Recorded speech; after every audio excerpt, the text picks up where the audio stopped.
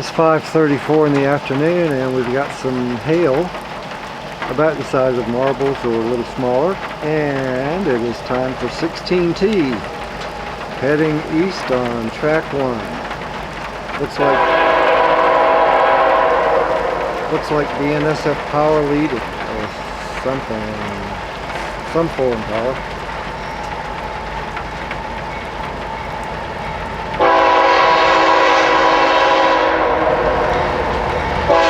CP.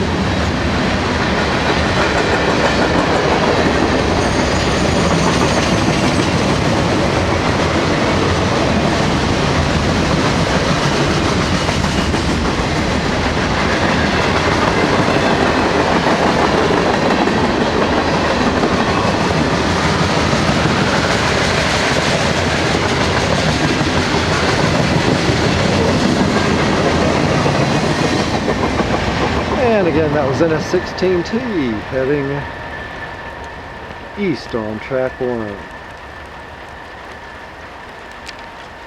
And there's a hailstone that hasn't melted yet.